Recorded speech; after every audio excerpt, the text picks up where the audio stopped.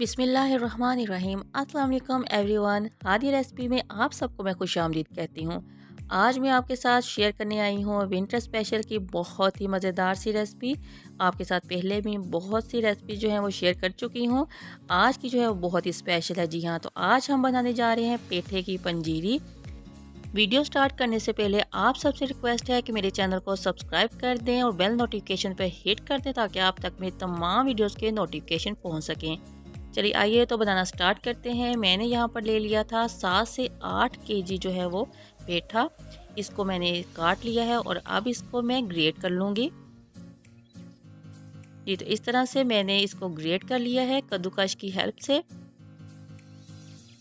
अब इसको बनाना स्टार्ट करते हैं। अब इसमें मैं बेसन ऐड करूँगी। बेसन मैंने घर का ही इस्तेमाल किया है। चने की दाल लेकर इसको मैंने पिसवा लिया था और वो मैं इसमें शामिल कर रही हूँ। इसमें बेसन इतना शामिल करेंगे कि ना ही बैटर बहुत ज़्यादा सख्त हो और ना ही बहुत ज़्यादा नरम हो, क्योंकि हमने इसके बनाने हैं पकोड़े, तो इसलिए थोड़ा थोड़ा इसमें बेसन ऐड करते जाएंगे। तकरीबन मैंने 1 किलो इसमें बेसन ऐड किया था। अब हाथ से इसको हम मिला लेंगे। एक ही दफ़ा में इसमें हमने बेसन नहीं शामिल करना, जितनी ज़रूरत होगी उतनी ही इसमें क्वांटिटी हम ऐड करते जाएंगे। आप देखें इस तरह से हमने इसका बैटर बना लिया है। इसके अब पकोड़े बनाने जो हैं वो बहुत ही आसान होंगे, ना ये बहुत ज़्यादा नरम है और ना ही सख्त है। अब इसके बना लेते हैं पकोड़े। उसके लिए मैंने एक कढ़ाई में ऑयल डाल लिया है। उसके गर्म होने पर ये जो पेठे का मैंने बैटर बनाया है वो इसमें शामिल कर देंगे।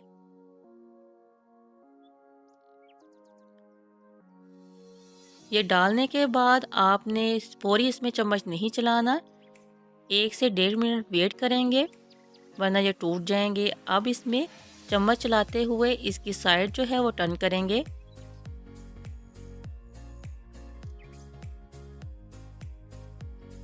दोनों तरफ से कलर आने तक हमने इसको फ्राई कर लेना है। जैसे हम दूसरे पकोड़े बनाते हैं घर में, बिल्कुल वैसे ही इसके ऊपर कलर आने तक हम इसको फ्राई कर लेंगे। आप देख सकते हैं कितना ज़बरदस्त सा गोल्डन सा कलर इनके ऊपर आ गया है। अब इनको हम निकाल लेते हैं ऑयल से। नेक्स्ट स्टेप हमने क्या करना है, उसके लिए वीडियो को एंड तक ज़रूर देखिएगा। अब इसको हम हाथ से इस तरह से तोड़ लेंगे। अभी ये गर्म है, बहुत ही एहतियात से ये स्टेप कीजिएगा। आप कोई भी फोक ले लें, उसकी हेल्प से आप इसको छोटे पीसीज में तोड़ सकते हैं इस तरह से।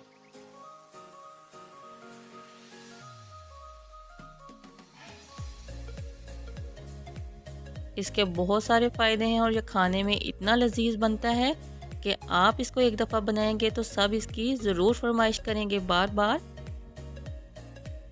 अब ये देखें काफ़ी हद तक ठंडा हो गया है। ये मैंने इसको फोक की हेल्प से बारीक पीस लिया है। ठंडा होने पर आप इसको हाथ की मदद से भी इस तरह से जो बड़े पीसीज हैं उनको भी छोटा कर लें।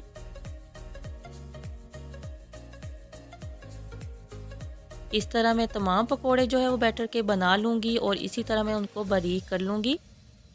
फिर हमने इसको क्या करना है, एक बड़े बर्तन में डाल लेंगे। इस तरह से मैंने तमाम जो है पेठे के जो है पकोड़े बना लिए हैं, उनको बारीक हाथ की हेल्प से बारीक कर लिया है और फिर किसी बर्तन में डालकर इसको अब हम भून लेंगे।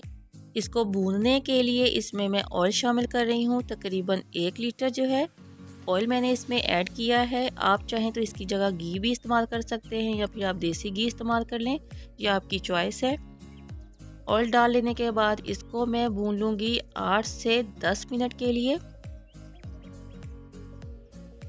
इसमें मुसलसल चम्मच चलाते जाएंगे वरना ये नीचे लग जाएगा और इसमें जो है वो जलने की स्मेल आएगी और वो अच्छी नहीं लगेगी।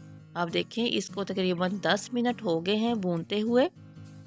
इसका कलर भी चेंज हो गया है जैसे कि आपको वीडियो में नज़र आ रहा है। अब हम इसमें ऐड करते हैं शुगर। शुगर आप अपने टेस्ट के हिसाब से इसमें ऐड कीजिएगा। मैं इसमें पीस कर जो है वो चीनी ऐड कर रही हूँ।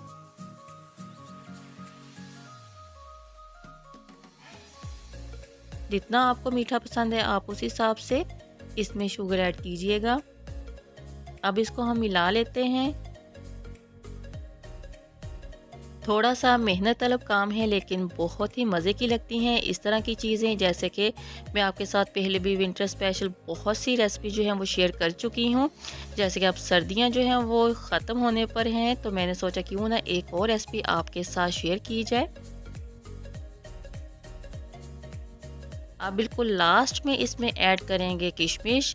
आप जो भी ड्राई फ्रूट इसमें ऐड करना चाहते हैं वो आप इसमें डालें। मैं बिल्कुल लास्ट में सर्विंग के वक्त इसमें ऐड करूँगी। आप काजू डालें, बादाम डालें, जो भी आपके पसंद हैं आपके बच्चों को, आप वो इसमें ऐड करें और इसको आप सर्व करें। जी, तो फ्लेम को मैंने कर दिया है ऑफ और मज़ेदार सी पेठे की पंजीरी जो है वो बनकर तैयार हो गई है। अब इसको हम सर्विंग डिश में निकाल लेते हैं। बादाम, काजू और पिस्ते के साथ इसको सर्व करेंगे। बहुत ही मज़ेदार और बहुत ही लजीज बना है। वीडियो अच्छी लगी हो तो इसको लाइक कर दें। फ्रेंड और फैमिली के साथ मेरे इस लिंक को शेयर करना मत भूलिएगा। जो चैनल पर फर्स्ट टाइम आए हैं मेरे चैनल को सब्सक्राइब कर दें, बेल नोटिफिकेशन पर हिट कर दें। दोबारा मिलते हैं एक और नई रेसिपी के साथ। अपना बहुत सारा ख्याल रखिएगा, दुआ में याद रखिएगा। अल्लाह हाफिज़।